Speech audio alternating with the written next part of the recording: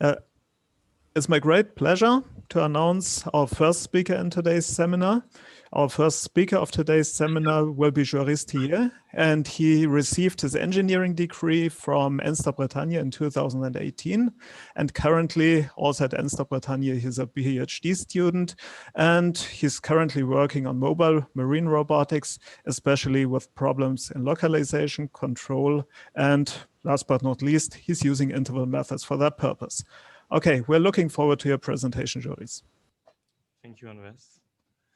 So, hello everyone. I will speak about nonlinear control under state constraints with validated trajectories. So I will begin with some context and history. I hope it will be not annoying. So the Cordelière, this is a painting of the Cordelière. It was a warship that sank in the Raz de Brest in France in 1512. So it was a beautiful warship, and historians and archaeologists are very interested in finding its wreck. So we know the wreck is somewhere in the Raz de Brest, but not exactly where. This is a map of the Raz de Brest. So the research area is very huge, and we need to scan a lot of big surface. But as it was 5 centuries ago, approximately, the wreck is under about 5 meters of sand, of sediments. So classical acoustic means have very few chance to find it because it detects only what is on the sand or in the first meters. But here the wreck is too deep. So the idea is to use a magnetometer to detect the anomalies due to the anchors of the ship, or maybe the cannons. And so in Enstar Bretagne, in the laboratory, we had a boat, a yellow inflatable boat, a motorboat, that we automatized. And so now it's a robot. There is an electrical motor behind the wheel, and it is fully autonomous. And the idea is to tow. So here in the picture we tow a kayak, and then behind the kayak there is a magnetometer that is in the sea. And the idea is to scan the, the area. But it leads some difficulties because we control the boat, and we want at the end to control the position of the magnetometer and not the boat. So this is the first part of my presentation, the command of a car trailer system, because the model that is used is the same as the car trailer. This is our assumption. This is true when the rope is tight. This is not too long. So this is my first part, and sorry, but there are no intervals in this part. But the second part, don't leave now, there are intervals. This is about constraint validation. So for the first part, this is the chosen model. We have a robot, which is here a car, at the position x and y, x1 and x2 in our state vector. Its heading theta is x3, and x4 is the heading of the trailer, and x5 is speed. We note xt and yt the position of the trailer, and we have some measurements. This is the output of the system, noted by the vector y. Then the dynamics of our system is described by the following differential equation with the evolution function f that takes into argument x, the state vector described previously, and the vector u, composed of the u1 and u2, which is the input of the system. So this is here that we can act on the robot and control it. And we want to find the expression of U that makes the trailer follow the trajectory we want. So to find this command law, we want the error to be null, to converge toward 0. So this error is described we want the derivative of the output of the system, dot y, to be equal to the dynamics on this output we want. So here psi is a vector field, and we want at any place of the trailer, the speed of the trailer follows the dynamics of the vector field. But here we have chosen to use feedback linearization method to find the control law. But from flatness theory, we know that if we take the system I presented first, it will let a variable without any control. And if we are lucky, it can work. But here we are not lucky, so the system can be unstable. And we need to take the one equivalent system, which is flat. So here, this is the equivalent system. This is quite the same, but center on the trailer frame. So the 1 and the 2 is the position of the trailer, and the 5 is the heading of the trailer. And now we control this system with vector A, composed of A2, A1 and A2, which have some delay with respect to U, because A1 controls the acceleration and of the trailer, and A2 its rotation rate. So from here we can apply the feedback linearization method. So it consists in computing successive derivatives of the error until we get A in the expression, and then we can get an expression for A. So the error here is expressed, and we have chosen for the example to take the Van der Pol vector field. So you will see later if you don't know this vector field, but it is described by these quite simple equations, and it gives some good results, because the Van der Pol vector field admits a limit cycle that is not analytically writable. So we know if we truly follow it, if the robot converge to this limit cycle. Okay, so now I have my expression for my error, and I want to compute the successive derivative. But it's quite complex. It leads to do a lot of computations. So here I use the symbolic calculus to simplify the calculations, the computation of the derivatives.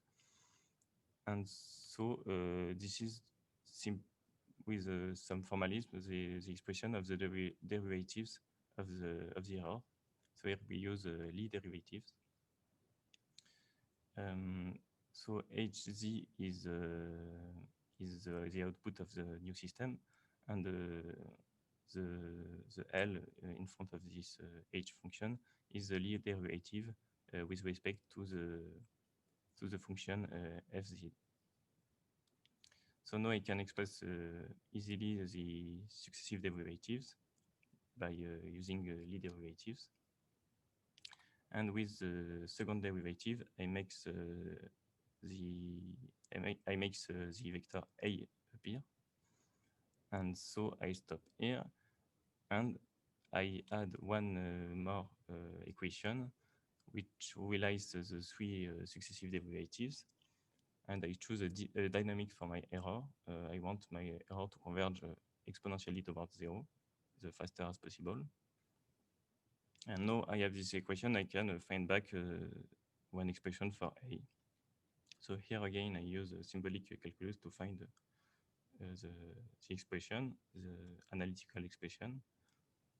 So I have an expression for A that depends only on the state vector Z. Then I can deduce back the expression for U by switching from one system to another. Finally, my evolution function, the first I presented, was f depending on x and u.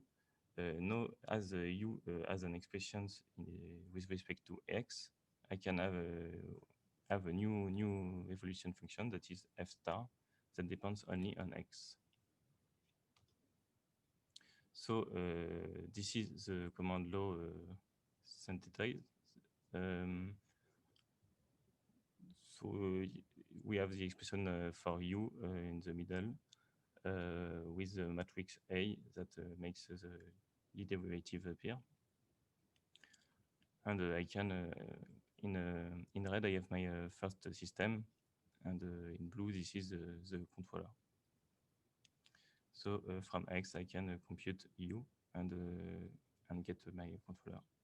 Now, if I put this in a simulation, it gives that. So the trailer plots green circles, and it makes the trajectory appear. All the arrows represent the Van der Pol vector field. And so here we get closer to the limit cycle, and here we are. So it works. We are happy. Then we can test it in real robots, in the real world. So first with a sled, some little tests with a ground robot, and then in C. So this is again a bot with its wheel that turns by itself, and here with the kayak, and the kayak tows the magnetometer. Now I will speak about constraint validation. So we are quite satisfied with our system and the controller. But before launching a mission, maybe we want to be sure that some constraints will be never violated. So this is this part of the presentation. What can be a constraint with our car trailer system? It can be external collision, firstly. So for example, obstacle. So in the figure, it is the C case with the blue obstacle. We don't want our robot or our trailer to collide with an obstacle. Or we can have a self collide example with the A case. So here the car turns too tight, and then the wheel of the car and the wheel of the trailer can collide. So we want to avoid that. So constraints are expressed like that. These are function of the state vector, like big H of x, and the condition on it. It can be positive or negative. And we have the example for the A case, where we want the angle between the car and the angle of the trailer, so theta minus theta t, to be not too important. Here we use the cosinus function to avoid 2p modulo 2p error. And now the goal is to find the follow set. So what is a follow set? This is every place we can be when we are following the vector field. And then we know we are safe. So in other words, we know that if we are, well, the trailer in this case is in the follow set, and the controller is well implemented and works, So we are following the vector field and the constraints are respected. So how does it work? We know that for each position of the trailer, there is only one state that is possible for the whole system. It means that we know that if the trailer is in one position, then and we are following the van der Pol vector field, for example, then there is only one possible state for our robot. The heading of the trailer is determined, the position of the car is determined, and the heading and the speed of the car are also determined. These are the equations to find back the state vector from the output position and its derivatives. Now we have that, we can compute the follow set. So we could have used a gridding approach, like using plenty points in the space, in the 2D space, 2D plane, and take back from this position the state vector of the robot and check if the constraints are respected or not. But here we want something that is guaranteed, so we use interval analysis. So we take 2D boxes, Y, that represent the possible that represent position of the trailer, and from these 2D boxes we compute the interval vector X. So this is a state vector, but with intervals that contains all possible states for the Y box. Then we check for this interval vector if the constraints are respected or not, or if we don't know. If we don't know, we can bisect the box to be more precise. And if the constraint is respected, we can paint the box in green. This is our follow set. And if the constraints are violated, in the example, it is painted in orange. So it gives a figure like that, if it works. Sorry about that. Okay. Yes, this is this figure. So here, this is again the simulation that is plotted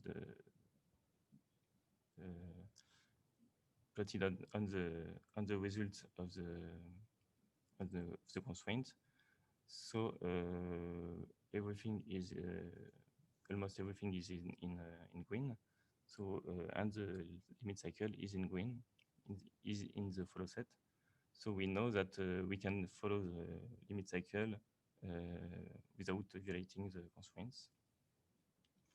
And the orange area are places where we know that if we are following the vector field, we will violate the constraints.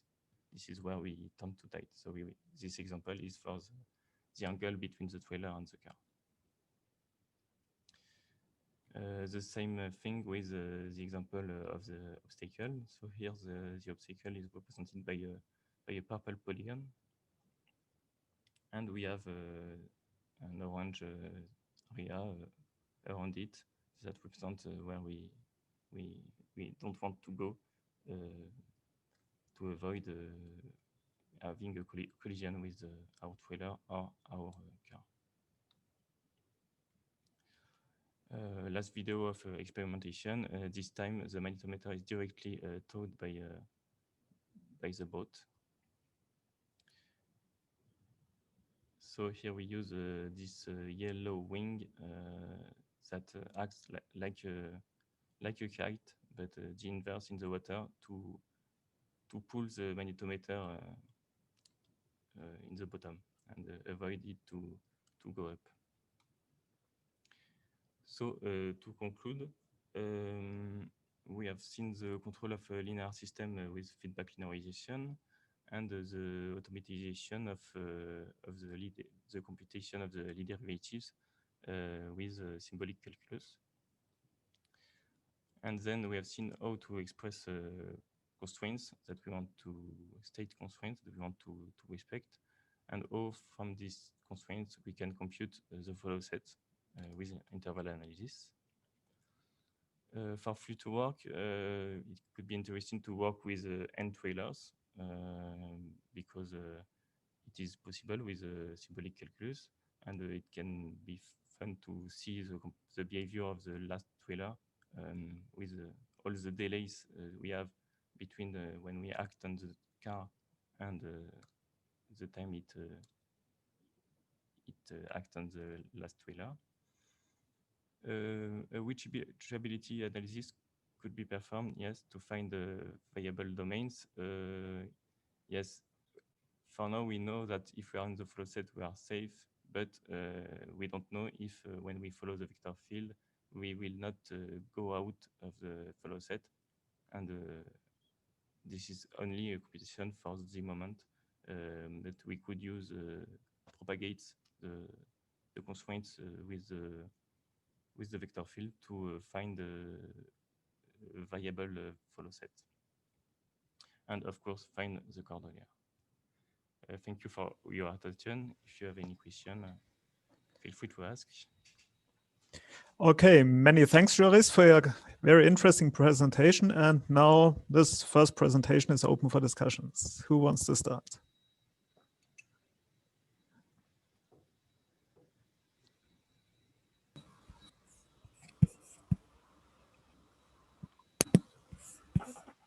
Tarek has switched on his microphone. Do you want to start? Yes, I have a question. My congratulations for this interesting work and the presentation. I have a small question: how to take into account parameter uncertainties? How to transform the model under the flatness, using the flatness approach if we have some uncertain parameters, and also since measurements are subject to noises? Yes, How thank to you. deal with uncertainties, please?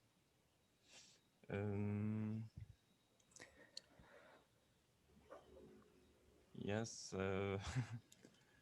interesting question. If I take back the system.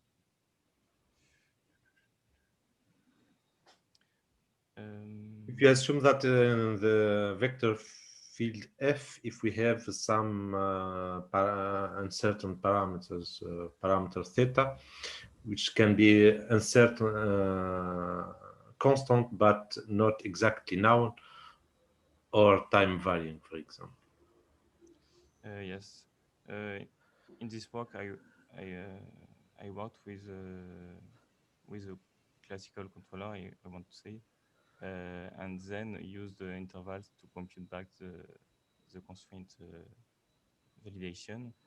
But here in the controller, I don't take into account uncertainties. But thanks to flatness theory, I know that the controller is stable. But you're right, I don't take into account uncertainties. Could be interesting work, yeah. Maybe I could answer. You hear me? Yes. Yes. Perfectly. Yes. So my feeling is that if you have some noise with a flatness approach, it will be difficult because we have no idea of the derivative of the noise. So it will be not possible to use this kind of techniques, to my knowledge. Of course, it will be stable and probably the system can work, but we cannot use this approach to guarantee anything if we have noise. Now, if we have some parameter uncertainty and the derivative of the parameter are known, we know that it is 0, for instance. Then the follow set will depend on the parameters. So you will have a family of follow set, and if you intersect all these family, you will obtain a set which is certainly inside the follow set. If you make the union of all of them with a complementary, you can obtain the outside, and everything that is between the two is called the penumbra. So the object that we can compute using interval analysis is not exactly a set, the follow set as computed here. It will be what we call a thick set, so an interval of sets with an inside and an outside, and we are able to approximate this set even if we have some uncertainty, but it is not done here, and probably it would be a good idea that Joris could deal with this. And maybe let me even, let's say, continue at this point. I think when we have some stochastic uncertainty, like, for example, noise processes and measurements, what could be done there is you could set up some kind of Lyapunov function for the stability proof of the closed loop control system. And the corresponding time derivative of this Lyapunov function. This can then be computed by the so-called Ito differential operator. That's more or less a stochastic generalization of time derivatives. And what you can show in such a way is you will find some domain around the desired operating point of the system in which you cannot prove the stability in a stochastic sense for this system. And I think this, yes, that's also some kind of uncertainty that could be added, like Luc just said, as some undecided domain here in some thick set framework to the corresponding bounds that should be avoided. I think that's something that could be used in future work also to continue.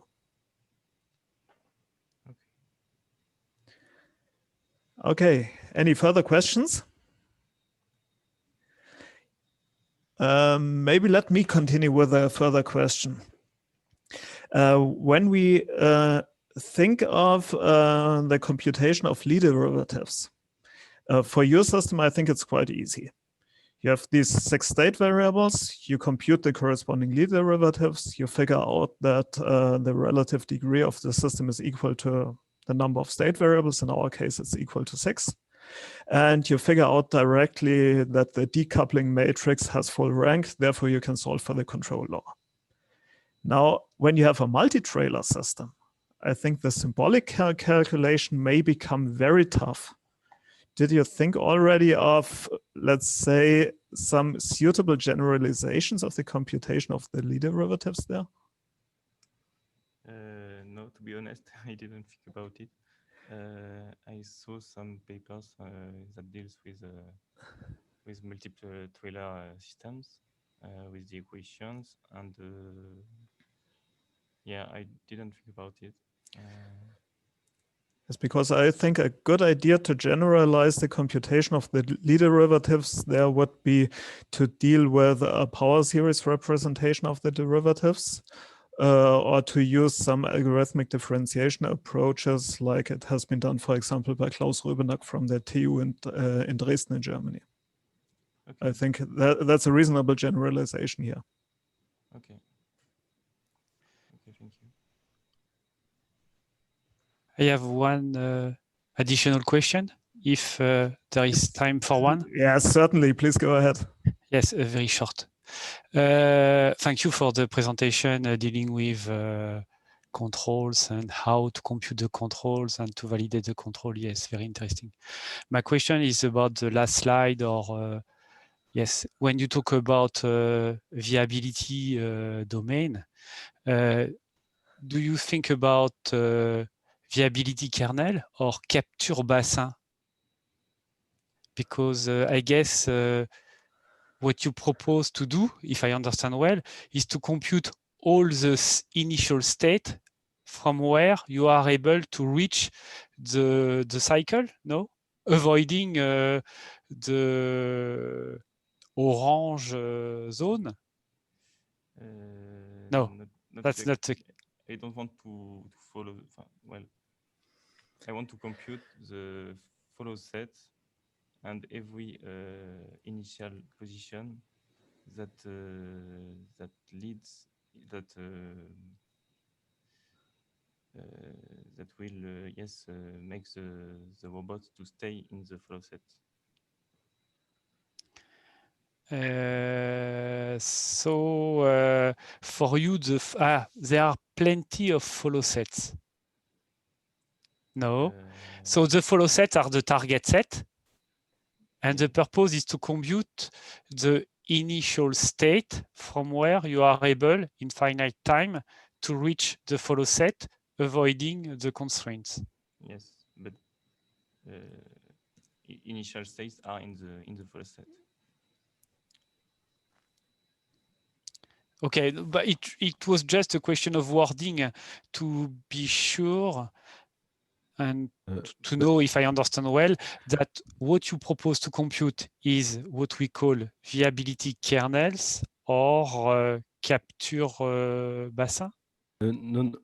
Maybe I would like to say something is that the follow set is a two-dimensional set. So it is not a subset of the state space. The state space here is 5-dimensional and the follow Yes. set is 2-dimensional. Yes. But it corresponds to the output. So if you know the output in the plane, you can see here the plane. If you know one point in this plane, it corresponds to a unique state vector in the 5-dimensional space. So of course, this characterization is made possible by a set inversion problem because and due to the flatness theory, because from the outputs, if you know that you are following the vector field, and we know that it is the case, then in this case, we can characterize the inside and the outside. So what you see in orange here, it's not a physical obstacle. It's states that it is an output that corresponds to a situation where the state vector collides with something. Okay? Yes, in 5D. Yes, in 5D. Yes, but so what I understand, even if it is 2D or 5D, those orange areas are constraints we want to avoid. Yes, if you want, we don't have to be here because if we are in the orange zone, we know that we cannot follow exactly the van der Pol field in a safe way. So your purpose after that is to compute states in 5D from where you are able to reach van der Pol cycles, avoiding crossing the forbidden areas. Yes, of course, you can do this, but it is not what is done here. You can use the follow set in the way you are explaining now. But here it just explains how to compute the follow set. And then after we can use it in order to reach the cycle. And we know we have here proof that we can follow the cycle, for instance.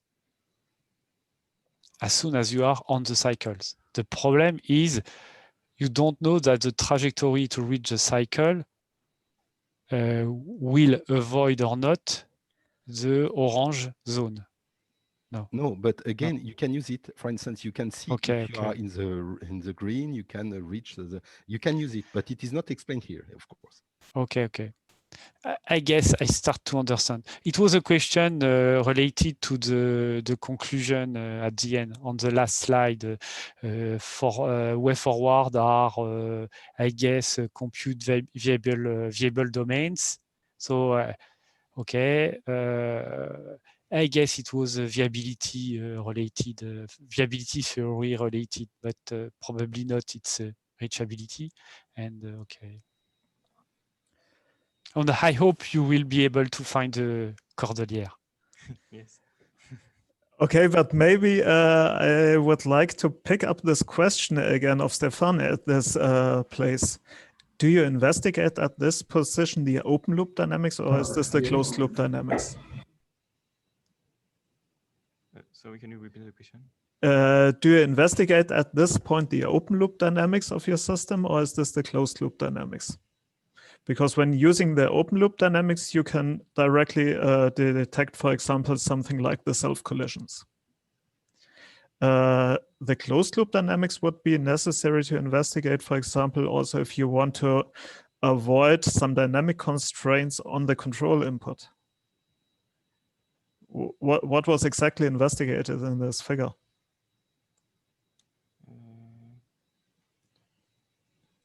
as in that one.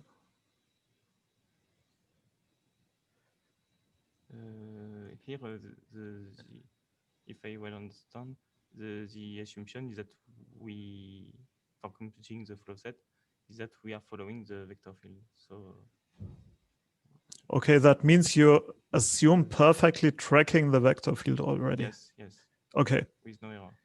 Okay, because the other thing that I had in mind would be something like an extension of this. You have some maximum bounds on the deviations from the vector field, and you want to figure out if your controller is able to bring you back to the vector field by taking into account, for example, constraints on the control inputs as well. And I think this would make the task much more challenging, especially when you have not only one trailer, but multiple trailers. Yeah. Because then constraints like self-collision plus maximum control variables, maximum change rates of the control variables, and so on come into play. Okay, everything, yes. Okay, do we have any further questions? Yes, I have a question on this figure.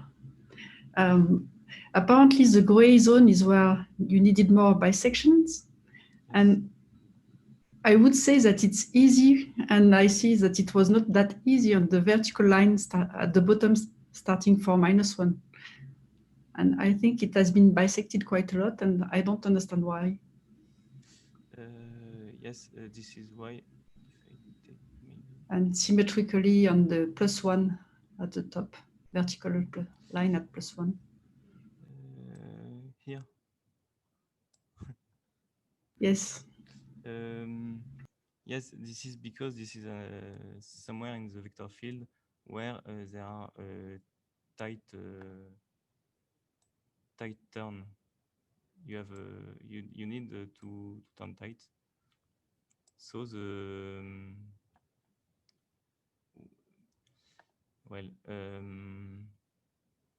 you need to bisect more because you here if you take a box here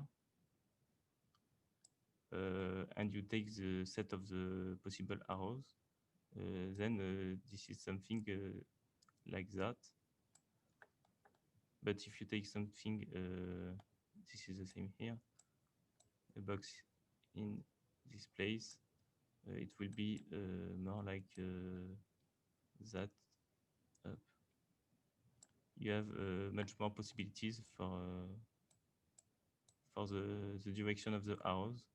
So you need to bisect more to determine if the constraint is respected. I don't know if you understand what I mean. Yes. Okay. Thank you. Okay, the question is, which constraint is this? Is this physically the self-collision that may happen at that point? Yes, this is the constraint of. Yes, that's this tight turn where you're in danger of having a self-collision, I think. Yes, this is it. And here it is not respected because you can see that there are very tight turn. You have arrows like this, and then you need to turn in this direction. Okay, thank you. Okay, do we have any further questions?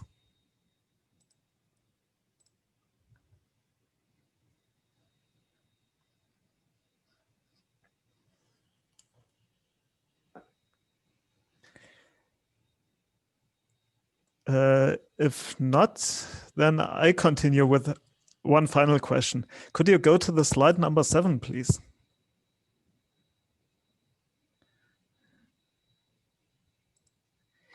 There you mentioned 7, yes, this one. There you mentioned that you have to take into account the delay of the inputs. Frankly speaking, I don't see any delay here. Is this, do you mean some first order lag dynamics on the control inputs, or is this something a delay time like a retarded differential equation that should be taken into account maybe in the future? Yeah, this was in comparison with the first state vector. because here U1 and U2 are directly linked to the derivatives of the state. If I, yes. And here A1 is, if we compute the second derivative of the state. So this is what I mean by delay. Yeah. Okay, I think that's more, I think, reasonably explained, like saying you have an input on the acceleration level and the physical input is more or less the corresponding velocity. It is a differential delay. Yeah. An integrator, Okay. usually we call it a differential delay. So here, probably it is this what he means. Yes. Okay.